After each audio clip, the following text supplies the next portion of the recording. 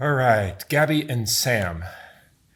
Gabby and Sam, you guys are from Virginia, right? Yeah. What part? Shenandoah Valley. And I was born in Martinsburg, West Virginia, but I grew up in Winchester, Virginia. okay, and you guys are going through something that is probably more common than a lot of people realize. Gabby, you've been married for how long? Almost 12 years. 12 years. Happily married? Yeah. You seem to be. Yeah. But maybe explain to me what happened to you since you got married, right? Yeah, after. When you guys married, this was not something you did. When we got married, I was 20, and I was independent, and I liked to do my favorite hobbies, which were riding horses, and I worked a lot, and I babysat, and I was just kind of a normal person. I was temperamental and moody, and I had a lot of arguments with people, but I was mostly normal, and I didn't have all these panic attacks I have now. It was very different. So, and I got pregnant 5 years after we got married, about 4.5 years.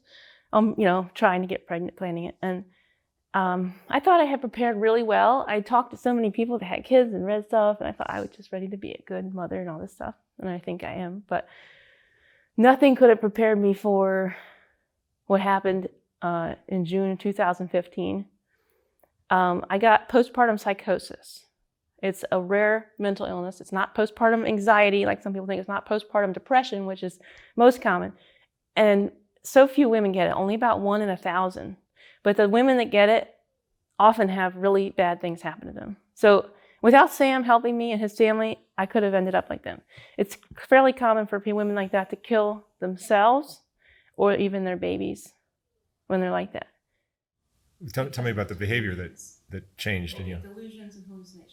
It's such a sudden onset. So, after we had our first kid, it was obviously a very exciting time for us. We'd planned to have kids, and everything went smooth. There was no problems, and it was all good. And now, looking back, there was only a few slight signs that something was going on.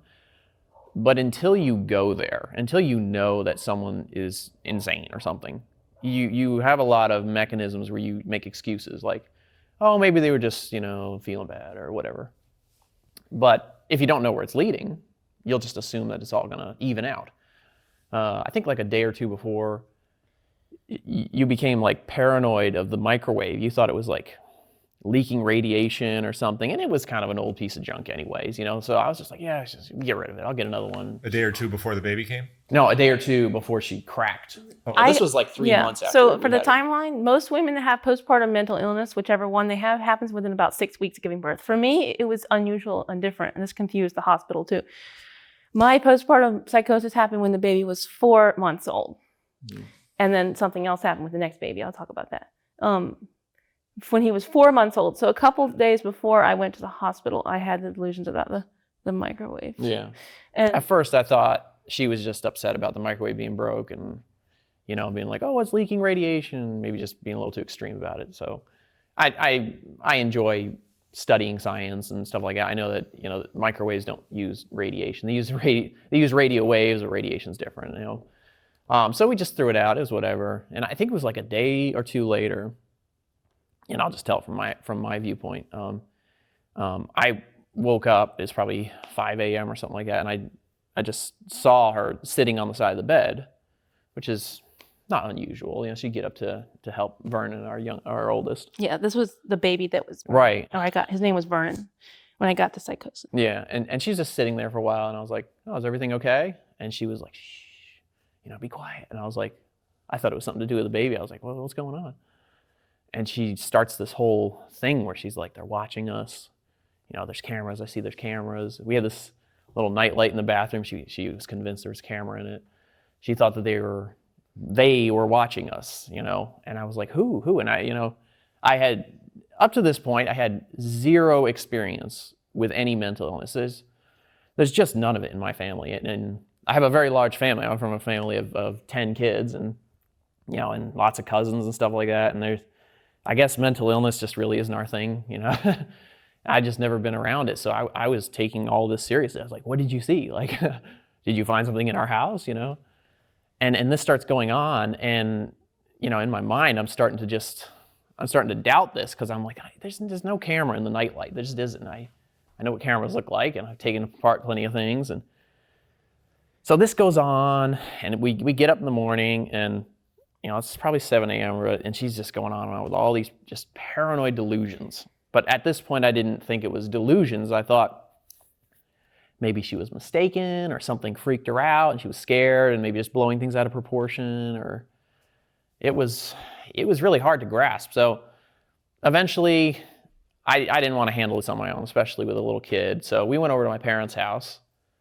and because she was part of these delusions, she was convinced my dad was like some drug dealer kingpin, and I was involved in it, and it was like a family thing, and she thought that because she knew about it, that now she's on a hit list to get killed or something, or she knows too much or something. And this was like, what? What would suddenly make you believe this? So we go over to my parents' house, and on the way over, she's just freaking out. Like I think they're all going to be dead when we get there. They're already dead. And like we would pass a car or something, and it would be like, did you see that person? They're following us, or just everything. Just the amount of information and delusions coming in is just astonishing. The amount of stuff your mind was able to just put together and make up. And so we get there, and obviously my parents aren't dead. And we get talking about this, and I think you got into like this intense conversation with my dad, like trying to call him out as the kingpin, and he was took like, his cell phone out of his hand, looked through all his texts. Yeah, to make sure he wasn't like texting. I've never done anything like that before. It was nothing like me. Yeah. So at this point, we're just, because we have no experience with this at all, we're just, what is going on here? And I think what finally made us decide to take you to the hospital, like hours later, late morning, early afternoon, was you started having this really bad onset of amnesia. Like we would talk something through and confirm that, okay, this didn't happen because I was there and you were there and you saw it, and I wasn't out selling drugs or whatever. And then like 5 minutes later, you wouldn't remember any of that. Like you would just, all of that information went right out the other ear. Like a stroke victim. Yeah, and so we were like, is she having a stroke or something? Like, she can't remember anything. Like, this is bad. So we need to go to the hospital. So we had to like talk her into going to the hospital, because at this point, she doesn't think that anything's wrong with her. Everything's wrong with us. So we're like, oh, we'll just go down and we'll just talk to some people. And that's what I thought it was going to be. We're just going to talk to some people, get a head scan or something, make sure you're not going to die on us. So we get down there, and the emergency room is just, I don't know, yeah, you've been to the emergency room. We wait for hours. They're not, we're there like, we need to talk to somebody about this, and they're not taking us seriously at all. They're like, okay, whatever, sit over there. I think like 2-3 hours later, they finally get us a room. They send in a bunch of social workers, and they're like, what's going on? And we're like trying to describe this, and they're behaving like they just never heard of any of this before. And I was like, they were definitely Googling it on their phones. Yeah, they were trying to look this up. The emergency room doctor, I remember, was, I think, holding a red cell phone, and he was kind of a little angry, just yelling, frustrated, saying, what's wrong with you? I have people dying. I need to figure out what's wrong with you. And that was the first time that I was slightly back in reality, because I was trying for a moment to help him figure out what was wrong with me. And then I just slipped back into the psychosis. Yeah, you seemed like, when we got to the house, just very confused why you were there. I think you mentioned later how you thought, on the way down, you thought that we were going to see like your grandma. My mom. Your mom. My mom's never been, she hasn't been in the hospital or sick, but I thought that maybe she was sick, dying in the hospital, because I couldn't think of any other reason why we would be going to the hospital. So when I got the psychosis, here's how to describe it to someone who's never had psychosis. I got a flight of ideas. I wasn't in a manic episode yet. It was just a very sudden psychosis. I was sitting in a rocking chair. I had gotten up with the baby, and it was real early in the morning. The rocking chair from the thrift store. I can remember everything, what it looked like and stuff. Suddenly, it's like, picture these thoughts coming. They're not like thoughts that come from your mind. They're just like going through the air, like scrolling across a screen, like on a news show or something. Lots of thoughts at once. And then it's like your brain just grabs the wrong ones. So I started thinking about our landlord for some reason, just like these obsessive thoughts. Like, our landlord gets a lot of money each month, I thought. My brain was wide awake and racing, sort of, but not really manic yet. I was like, our landlord gets a lot of money. Wonder where he gets that money from. Oh, wait. And then I just knew. He gets that money because my husband's a drug dealer. Oh, wait. So I grabbed that thought. No, he's a drug dealer, and they're all drug dealers, and that's why he has crooked teeth, because his parents all smoke meth or whatever you do with meth, and they're all meth dealers, and they're going to kill me later. And once I knew that, your mothering instincts, the hormones and stuff that you have, make you want to protect the baby. Now, those instincts can go terribly wrong, and in some percentage of cases where mothers do unfortunately commit infanticide, they actually think they're saving their baby from something. Now, to be clear, I never had infanticide thoughts or urges or any murderous urges towards anyone, but some women do, and I just think it's important to clarify that because people don't understand. It's very rare. But the cases where women have killed their own children They do. is probably... Yes. Andrea Yates, for example. When she killed her children, she had postpartum psychosis. She thought she was saving them from hell, and if she didn't kill them, they would go to hell. So they're not doing it to hurt people. But yes, it's still terrible. It's just important, I think, because I've had postpartum psychosis now to explain that. There's been very few women trying to advocate for women like me, trying to help them, and I want to be one of them and explain things clearly. So anyway, and you know, when you get postpartum psychosis, it's an emergency no matter what. You need to get medical treatment, pretty much probably drugs or something. Like you need outside you can't, help. yeah, you can't handle it at home. Right. Well, you at least need to have somebody watching you, making sure you don't just run away with these delusions. Yeah, it's very dangerous. Yeah. So I did not have thoughts of killing anyone, myself or anyone, but I had the delusions that I had to get out. I had to take the baby away from him because he's a drug dealer and his family was. Then I started to get the delusions about the cameras in the bathroom. The nightlight was a camera. There's cameras everywhere in the room. One of our neighbors we met, since we'd only lived there a few years, I thought, since he was kind of a big sort of hairy man, I thought he was a bear, like an actual bear. I thought that he was under the house for some reason, like a bear, just crawling around. And then we went to his parents' house. That was weird and scary. So when I got there, he was saying, I thought they were dead. Yeah, I thought they were dead. And when I got there, I knew they were dead. Like, I knew they were dead. So, and his sister was there, and I touched her. I touched his mom's face too, but I knew she was dead. It didn't matter that I could feel her. She was dead. I knew that. These delusions are like, just like you know that wall is red and that chair looks like a throne. You just know. You don't have to explain it. It's just you suddenly know this delusion. So it's very hard to be unconvinced of that. So I knew that we were all dead. We were in heaven or something, maybe Narnia.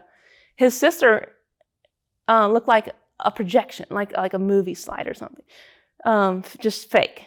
Just everything about her seemed fake. Your brain just decided she was fake. Mm-hmm. Common sense won't.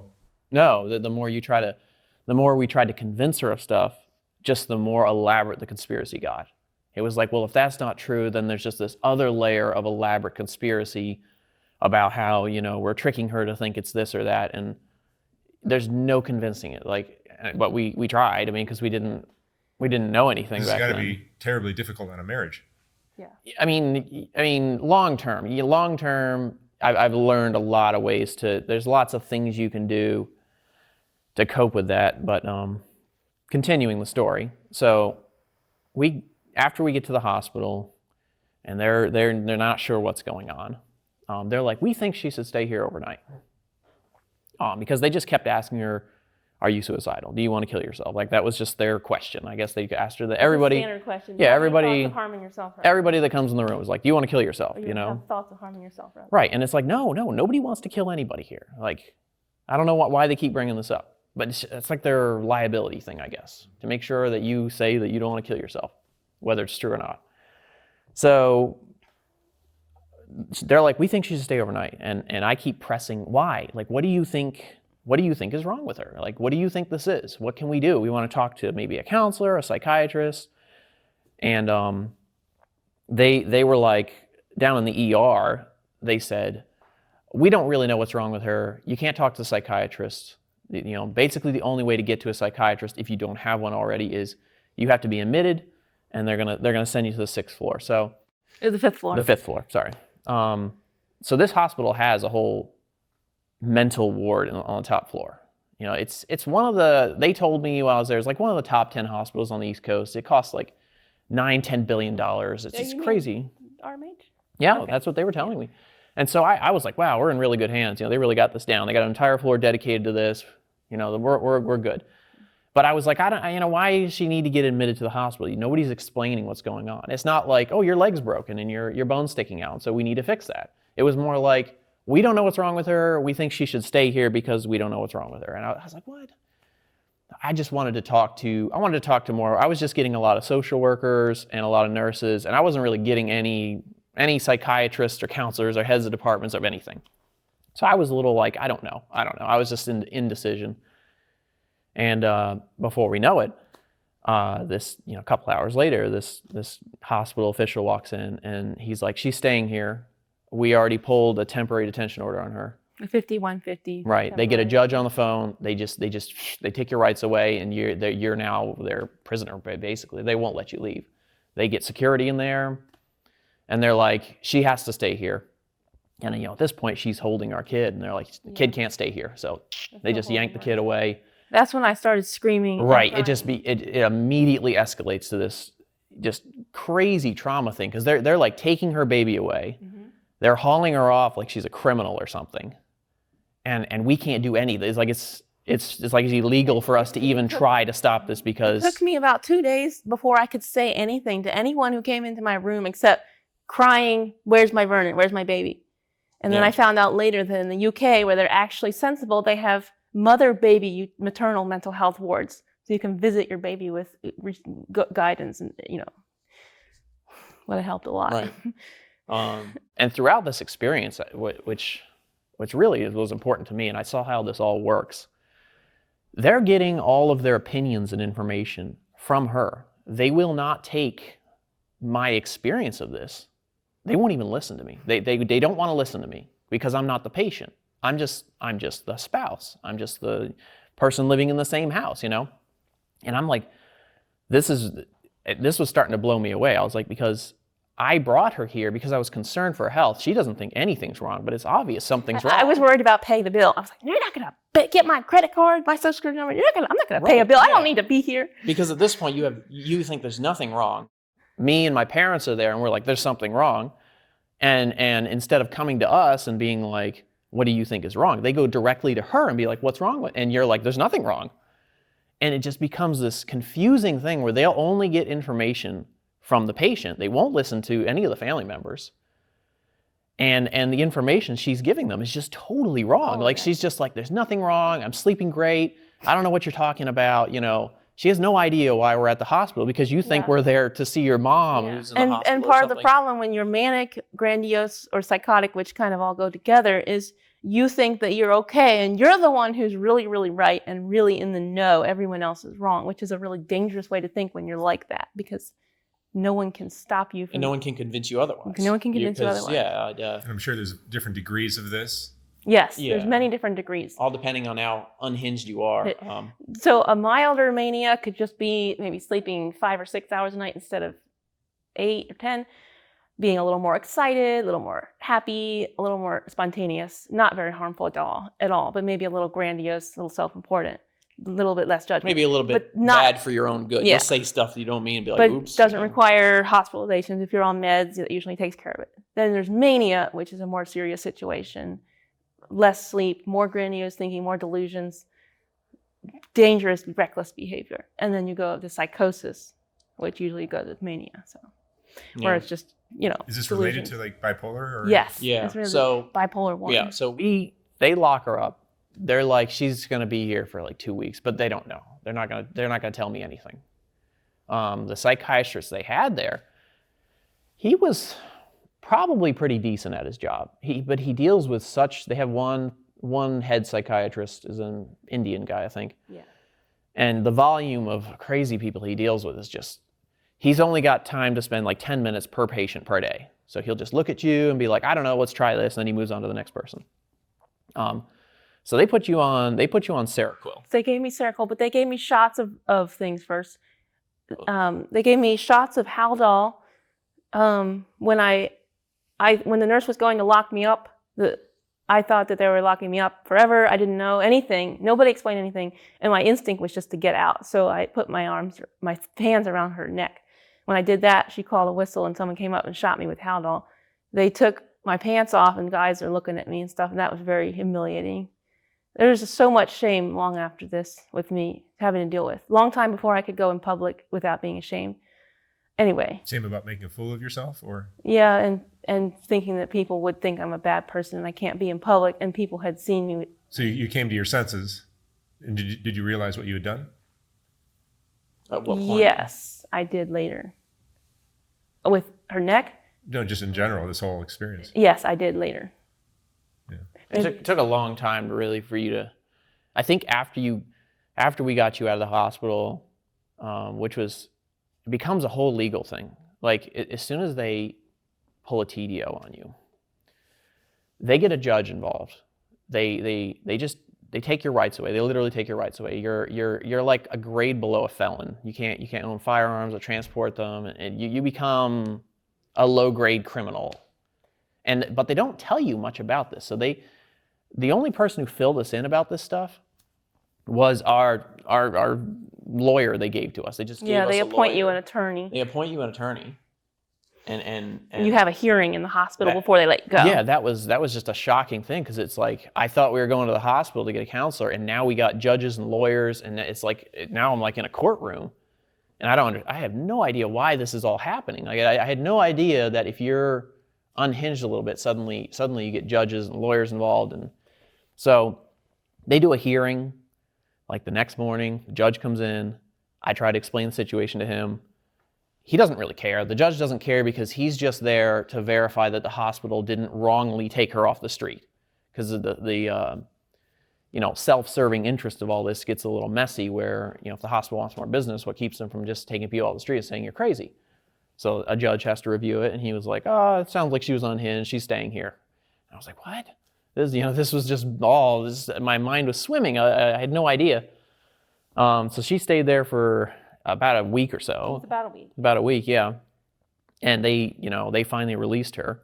I pretended to be well so that they would let me go earlier. Unfortunately, a lot of people do that. Yeah. It's really hard to open up to them and try to get real help because they just don't seem to care.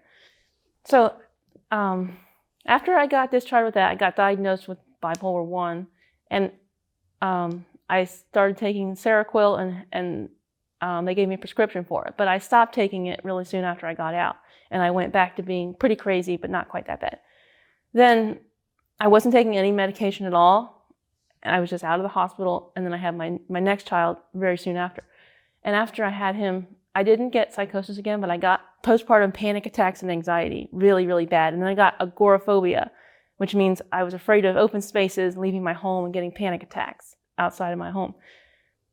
That lasted from 2017 till 2021, so about 4 years. And I didn't leave my house almost at all for 4 years. So I just stayed home. Sam did all the shopping and brought stuff to me. I didn't take the kids out anywhere. My parents or friends would take them out.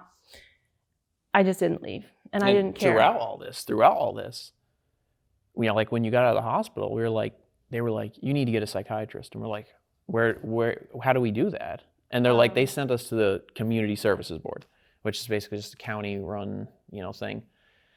And they weren't taking us seriously at all. Like they were just like, as soon as they saw that we had a vehicle and we owned a house, we have a house and all this stuff, they were like, why are you even here? And it's like, we need a psychiatrist. I'm like, why? Yeah, because they're just used to dealing with really intense drug and abuse situations, and they didn't take us seriously at all. So that just didn't work out at all. What I ended up doing to help myself was I started a YouTube channel when I was not leaving the house. The channel helped me feel like I had a community, and I told my story, and that helped me a lot, and I healed a lot. But I still wasn't leaving the house. And then as far as things that keep me sane, I don't really take medications much. The only medication I take is hydroxyzine, which is like basically Benadryl on steroids, very light medication, but it's very effective for me because I'm sensitive. And I take nutritional supplements that helped me a lot. I found out my hormones were low. I had to take progesterone hormone to balance that out. B vitamins, vitamin C, magnesium, zinc, lots of things. And lithium orotate, which is not prescription lithium. It's its own kind. It's special. It's lithium orotate. You get it over the counter. Anyway, those So things. you kind of became your own doctor. Yes, I became my own doctor. I did tons of research online. I looked at other people's situations and researched nutrition, and I found out that lack of B vitamins, which can get depleted when you're nursing a baby, causes psychosis. So I started taking B vitamins, and I've never had full psychosis since. It helped me a lot. And people with brains that have susceptibility to these problems, because I have genetic susceptibility, have a hard time assimilating B vitamins unless they're in a methylated form. So I got a methylated B vitamin, and it just goes straight to helping my brain. It's very good, very helpful. That's great. I had just mostly self-directed help, and I think I'm on a huge path of recovery. So I didn't leave the house for 4 years. All I could do was walk outside, maybe a fourth of a mile down the road on a good day. And I just rode in the car 6.5 hours. It's a huge triumph for me. To get here. Yeah. I'm great. just so proud of myself. It's wonderful. You yeah. made some recovery. I mean, this must be terribly hard on a marriage. It was hard. Yeah. That got bad at Sam, times. tell me the thoughts you were having while this is all going on. So, right, and this is really what it boils down to is the entire mental health infrastructure we have is entirely based off of information coming from the patient to the psychiatrist, and that gets recorded on statistics and data and stuff like that, and they use that to develop different treatments or drugs or whatever. But they're not interested in the viewpoints of the family members. And why that's important is because the person they're getting the information from is broken. Their mind is not behaving well at all. They'll just totally forget things, totally kind of like how you got out of the hospital the first time. You fake your way out. You're like, oh, I'm fine. You don't start any fights. You're like, oh yeah, I'm gonna take the medicine. You just fake your way out. And like as soon as you got out the doors, you're like, there's no way I'm taking that medicine. And like you had this totally different attitude. And that doctor-patient relationship is just, it's not effective. It's not effective. And I realize everybody doesn't have family members that are close by to sort of help them through this. But, by the time you got agoraphobic and you didn't want to leave the house, we had already gone through many psychiatrists. You're calling them. Oh yeah. So one psychiatrist I tried told me that I was the worst case of rapid cycling bipolar 1 he'd ever seen, and to just take a hike. He wasn't even going to treat me. He wasn't going to treat you. And then there would be other ones, and so we'd be like, all right, let's tone it down. Let's try to get into their practice. Maybe things aren't as bad as they are. So we tone it down, but then as soon as they talk to you and they kind of map it out what's going on, they're just like, I don't think you're right for our practice, and they just back out immediately. The ironic thing is I don't even see a psychiatrist. I get my meds from a family doctor. I don't require a psychiatrist care because I care for myself with my self-directed treatments, supplements. So today, you're much better. Yes, much better. Yeah, it's taken many years. Once we sort of got the picture that psychiatrists they're not going to help us, and even if they did, because then she started getting in the whole YouTube community of watching people's videos and seeing how these people treat this stuff. There'll be people on just piles of medication, Xanax, and it barely helps. It doesn't help. They're still completely cut loose. There's still people that can't leave the house from panic attacks that are taking Xanax. It doesn't help enough. Yeah. And so, there was just a lot of drug, because a psychiatrist, the first thing they're going to want to do is just put you on this drug for 6 weeks. If it doesn't work or does, they get you off the drug, put you on another one. They just cycle through this, and they can cycle through 10, 15 drugs to figure out what works for you. And that all of that can just rip your body apart. I've tried a few. These drugs have terrible side effects, and it can be really hard to come off some of these things. I was open-minded to trying a few that I didn't particularly want to, and I did try them. It didn't work out good, but at least I tried them. Right. It came to the point where, because of how I was raised, I was very resistant to using any, quote, modern medicine. I had to get undone a little bit, you know what I mean? Because you can't always manage 100% without pharmaceuticals, depending on how bad it is. So now I'm like, yeah, one pharmaceutical is fine. The rest is natural. And you found this on the internet, most of your research? Yes. We had to source it from, my mom helped me find the lithium orotate, so she was a big part of helping with that. Right. But it sounds like it's a lot of nutritional supplements. Yes. I take like 20, 30 supplements every day. They really help me a lot. Yeah. And how we came to that is once we decided that, drugs and psychiatry wasn't going to work, we got a hold of this naturopath guy. I guess he tries to treat people through all this natural stuff. A natural doctor. Yeah, natural doctor. And he was the only one who was willing to actually test for stuff. So he would take hormone panels and he would test your thyroid. And the brain chemicals, like adrenal chemicals, things and like that. And he was able to figure out through that she had a very low progesterone level. Mm-hmm. And I had they're called excitatory transmitters, neurotransmitters that make you have panic attacks. I have tons of those and very few inhibitory ones.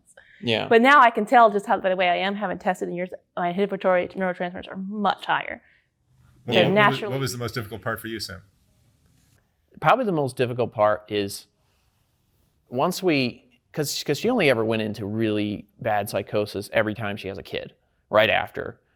And that lasts for a while, and we sort of, get things more calmed down. But then she settled in to just bipolar 1 rapid cycling, which was just 2 weeks on, 2 weeks off. So there would be 2 weeks where she's euthymic, which is the terminology for just being sort of normal. You're not super depressed, or you're not like racing thoughts. And the back and forth was probably the hardest thing. So when a person's manic, I've learned over the years, you kind of have to treat them like a child. You can't believe what they say. They'll say the most ridiculous things. They'll be like, oh, I'm super excited to do this and be all on fire for something.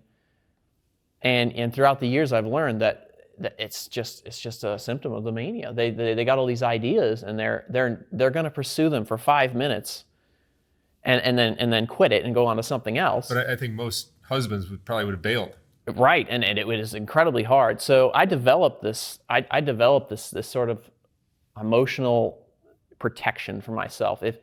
If I start getting early detection on a manic episode coming up, I will just emotionally shut down. I will close the hatch, and the way I treat her is she's just my third child. They'll just say a lot of stuff, but I just really have to box her in and make sure she doesn't hurt herself. I don't mean like close her in the house or anything like that, but just like, oh, I'm gonna go across the country and do this, and I'm like, let's wait a few weeks. We're not gonna do it right now. Just put that on the shelf for a while. Any crazy idea she has, I can't just be like no, because then she'll dig her heels in and then it'll really rip our marriage apart, because I'm saying no and I'm oppressing her, and then it becomes a thing. Does it take a lot of mental energy to know how to treat me? Yes, it's like walking on eggshells, because exhausting. You got to know how to restrain a person from doing dumb stuff without making them feel like you're restraining them.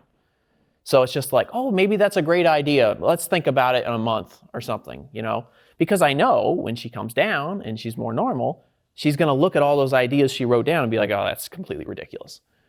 So it's really hard. I mean, I went to a therapist one time because it was just, there's been a few episodes she's had that last 6-8 weeks of just nonstop every day. The talking, just talking all day long. And it's not like I don't like talking, but it becomes, and I've seen this in a lot of people I work with now, it becomes a monologue, and they don't care if you're listening. So she'll start talking about something, and the kids might be getting in trouble, and I could walk out of the room and help the kids, and she'll just keep talking. And then I come back, and she's still talking. And I started to learn that this is just this thing where all these ideas are going through your head, and you're getting them out, and you're talking about them. You don't even hardly take them seriously, but you just feel this need to just keep going and talking and talking and talking. And it becomes this monologue where they don't really care if you're listening. They just, I don't know, like the internal thinking process becomes an external, just, oh, this idea comes, I'm going to talk about it. Do you think sometimes it's like you spend only half your time with your real wife? I think that's... When it was really bad, I was keeping charts and stuff like that to see where you would go with your moods and stuff, and it was worse. It was like about 2/3 of the time you were manic and about 1/3 of the time you weren't manic. And I think the hardest part for me was once you were coming down, there was very clear symptoms you were coming down. Suddenly you would pass out on the couch at 8 p.m. and be like, I'm so tired, and just like and sleep all night. I'd be like, she's probably coming down. The energy is going way lower. Another thing I notice when you're very manic is your sense of humor just leaves. Yeah. Like I'll crack a joke and you'll be like, you look at me like, what are you I can't even saying? understand the jokes. Yeah, and I'm like, okay. And I don't know if I'm a hilarious guy or not, but I know for a fact that if you weren't manic, you would probably think that's funny. You know, we've lived together for over a decade. I know what makes you laugh and what doesn't. Yeah. So, you know, I could see the obvious signs of her coming down out of an episode. And a really hard part for me is opening back up and learning to trust again, because when a person's manic, you can't trust them. You just can't. We lie when we're manic a lot. It's just Well, you have the ego thing is a big thing. Your ego just blows up to just unreal proportions where you'll be like, oh, I'm going to clean the whole house today. We're going to have dinner ready and we're going to go to the park. And I'm like, that sounds great. But, you know, from many years of this, I'll come home after work and none of that got done. Like, you didn't do anything. And I'm like, did the kids even get taken care of? Like, this is really concerning for me. It looks like you haven't done anything all day long. So that's a product of bipolar or manic?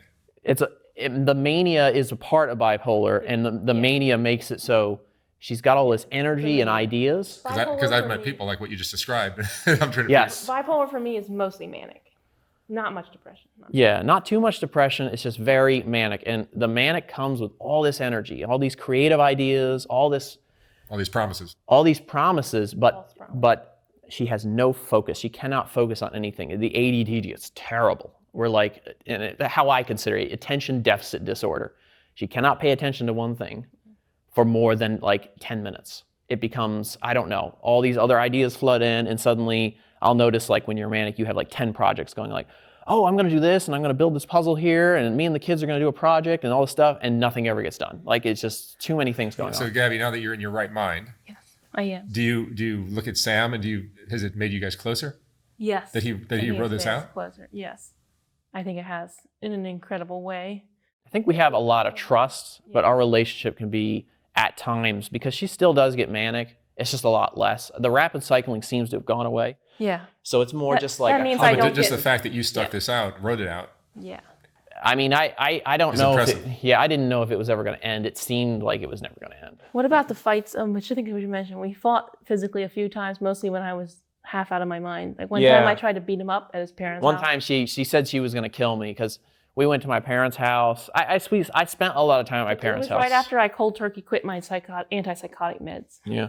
I tried to spend a lot of time at my parents' house to help me with the kids and stuff because she was just out of it. And we went there one time, and I can't even remember what was going on. I was trying to get your paycheck because you were supposed to get paid from your dad. Yeah, at that point I was working for my dad, and she was like, "You got to get your paycheck." I'd worked for him for 10 years, and I didn't really ever have a problem getting a paycheck, but We have to keep it concise.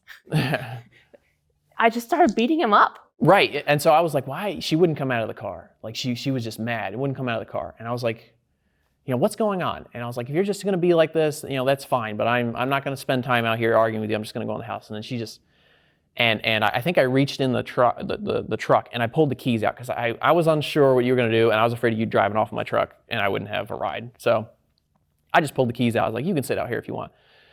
And that just like triggered this rage. She like threw open the door. I was like, I'm going to kill you, and just like came after me. And I mean, regret it or not, I mean, I just clocked you on the side, put you to the ground because, I mean, you had this rage in your eyes. I don't remember you hitting me. I believed you were going to try to really hurt me. I was trying to kill him, so. I was like, well, I'm not going to fight you. I'm just going to get you down. So I just put you on the ground, and I just held you down. And I was like, you know, you got to stop this. I remember screaming at you saying that they're going to put you back in the hospital. Like, if you keep this up, they're going to send you back. I won't have control over this. You're going to get the law involved, and you know the system is One of harsh. your brothers was there, and he started to talk to me, and he had a very special way of talking, and I started listening. It was weird. It was more effective than anyone had talked to me in the hospital. Who's this?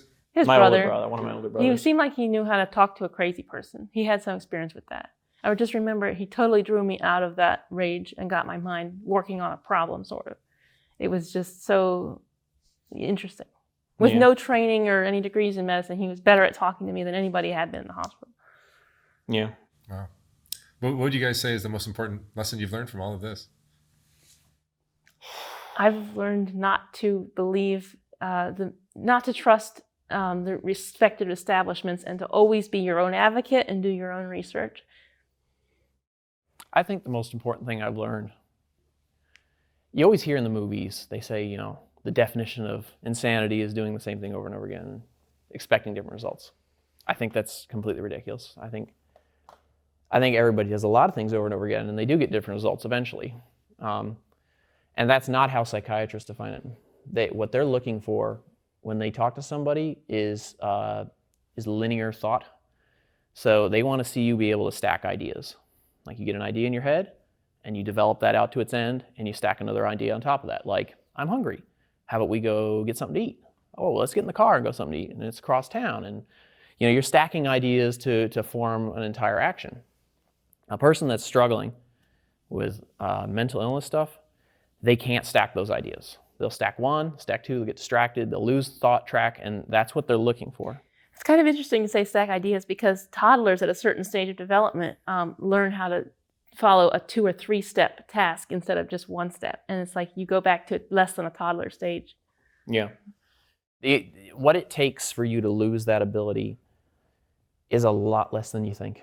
Oh, yeah. If you have sleep deprivation, if you get on certain drugs, if you get Nutritional deficiency. deficiencies, if you get blackout Which pregnancy drunk, can bring on. Pregnancy and nursing a baby absolutely brings it. we are all this close to losing it.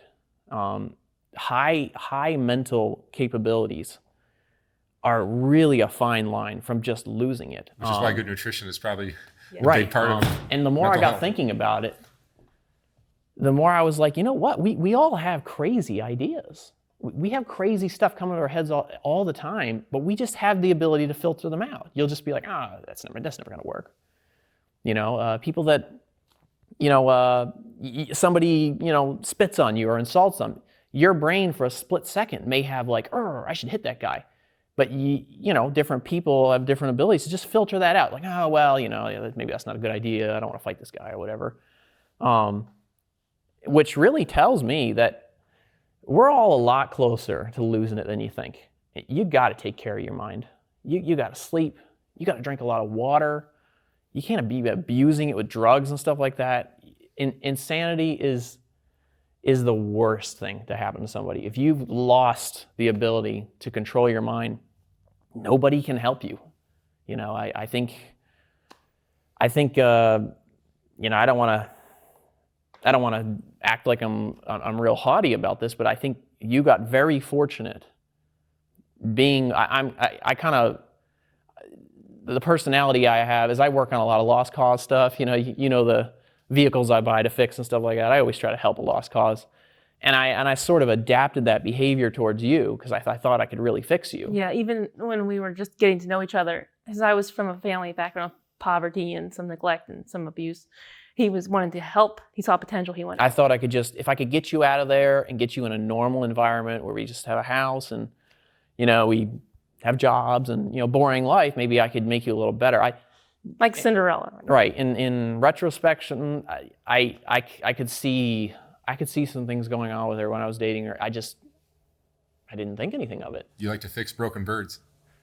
Now that I think about it, I guess I do. I didn't think of myself as a person that fixed things, but I guess I am stubborn. I don't like to give up. I think that there's a way if you work on it long enough.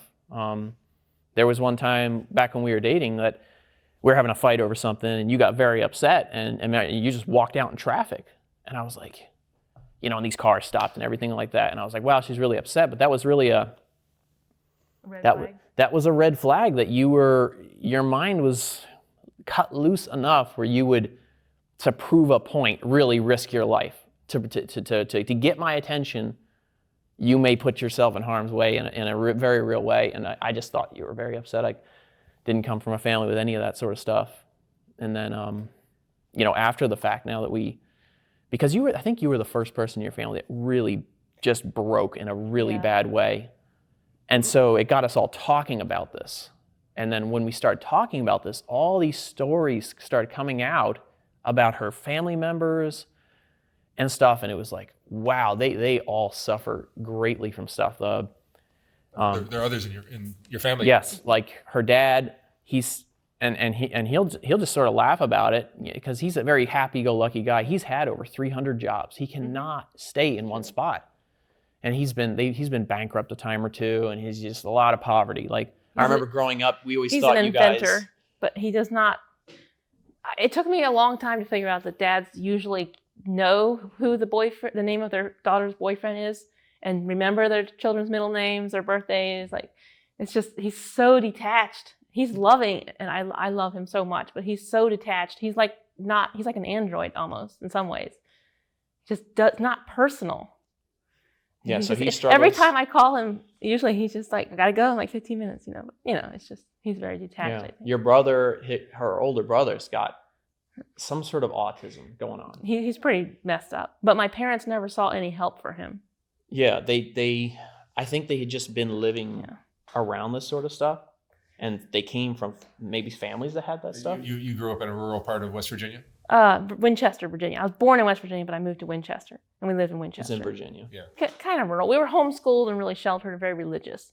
So kind of a religious oversaturation and not enough outside influence.